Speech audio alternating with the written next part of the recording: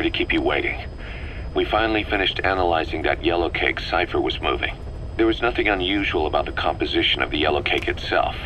Most of it was oxidized uranium, with the rest being impurities, various metals as well as traces of organic matter. What's interesting is the composition of these impurities. When we checked them against the impurities found in the copper ore, it was clear the yellow cake didn't come from Chypher, meaning they went to the trouble of mining two sources of uranium, then transported them together in different states. Another thing, we detected a very thin layer of highly enriched uranium in the middle of the yellow cake. Now that is very interesting. It may not be a lot, but it points to the existence of uranium-enriching technology.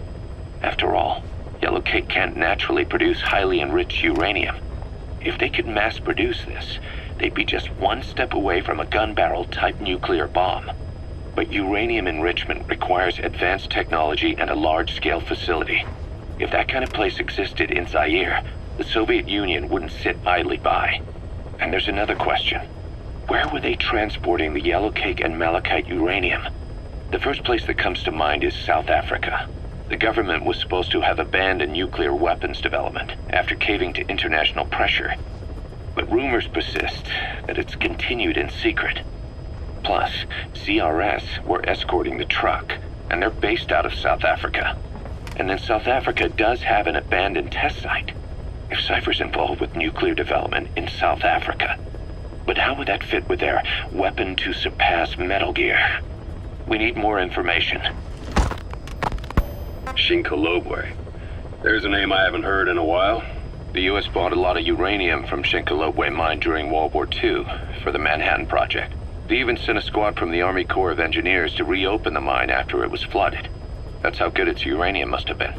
With that, the world's first nuclear test was a success. Chypher uranium might have been used in the Hiroshima and Nagasaki bombs too. Just hearing its name is like seeing all the phantoms of the war rise up to haunt us. But all the uranium's dried up, and the mine's been closed for years. So someone reopened it. Right. Zero-risk security seized control of the area and were forcing locals to work in it.